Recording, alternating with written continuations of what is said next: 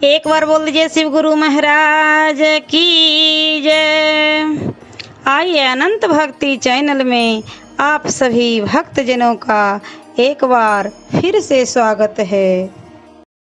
आज मैं आप लोगों को प्रथम स्कंद का 19वां अध्याय सुनाती हूँ।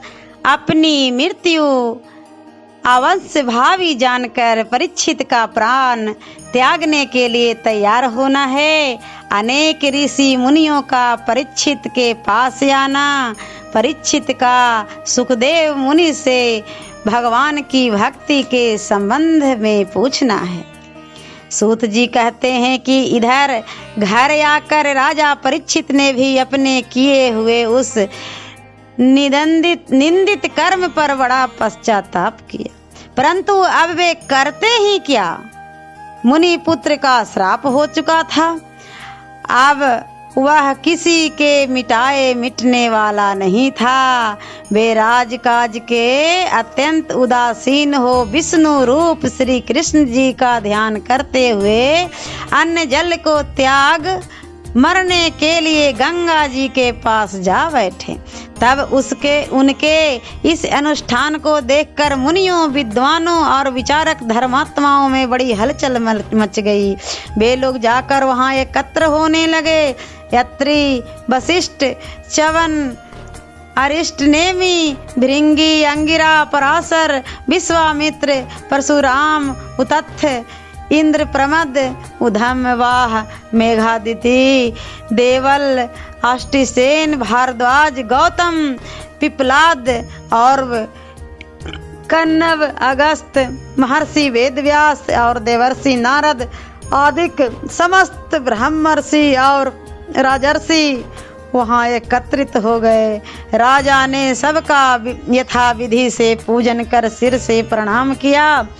जब वे सब ऋषि मुनि यथा स्थान बैठ गए, तब राजा ने हाथ जोड़कर सबके आगे खड़ा होकर कहा, हे मुनियों, आप सब दयालु और महात्माओं के मध्य में आज अपने को इस प्रकार उपस्थित देखकर मुझे बड़ी प्रसन्नता हो रही है, क्योंकि आप सब धर्मात्मा ब्राह्मणों का चरण धोने से राजाओं के वंश का पाप दूर हो जाता है। ब्राह्मण ईश्वर रूप हैं, क्योंकि ब्राह्मण के श्राप से ही अब मुझे शीघ्र ही तक्षक नाग काटने वाला है। सो अब आप सब ब्राह्मण और यह गंगा देवी मुझे अपने शरण में रखें। परंतु हे ऋषियों, अब मेरी यह प्रार्थना है कि जिस जिस जन्म में उत्पन्न हूँ उसमें सब कहीं भगवान विष्णु के ही चरणों में मेरी दृढ़ भक्ति होवे। इस प्रकार सब उपस्थित ब्राह्मण वृंद को सिर झुकाकर हाथ जोड़ प्रणाम करते हुए राजा एक कुशा के आसन लेकर गंगा जी के तट पर उत्तर मुख करके बैठ गए। तब उनको इस प्रकार अन्न जल त्याग कर बैठे हुए देखे आकाश से देवताओं ने फूल बरसाए। उपस्थित महाराजाओं ने भी राजा की बहुत प्रशंसा करके कहा, हम सब लोग तब तक यहीं बैठे रहेंगे जब तक राजा शरीर त्याग करके शोक मोह से रहित हो अपने उत्तम लोक को न चले जावे। सूत जी कहते हैं कि ऋषियों में ऐसी वार्ता हो रही थी कि श्री सुखदेव जी आ पहुंचे।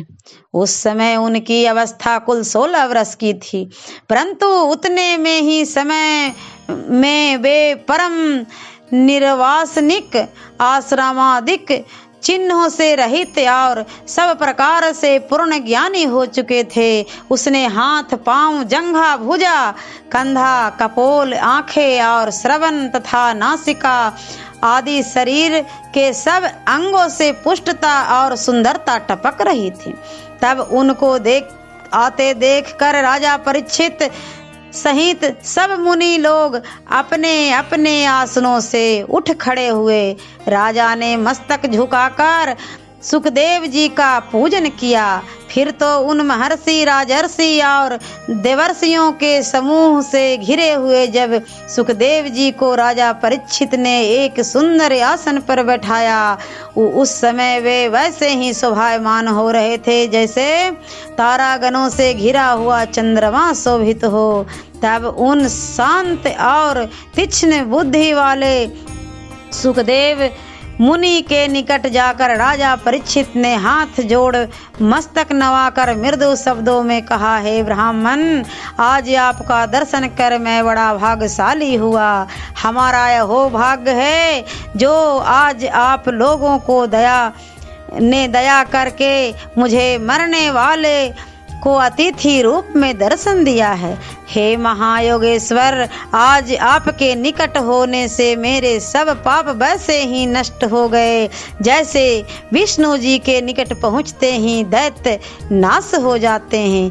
इससे ज्ञात होता है कि आज पांडु पुत्र के प्यारे भगवान श्री कृष्ण जी मुझ पर अवश्य ही प्रसन्न है, अन्यथा वह आप जिसकी गति को कोई आज तक नहीं जान सका और कोई भविष्य में जानने वाला नहीं है, सो आप आज मुझे मरने वाले से वर मांगो, ऐसा क्यों कहते हैं?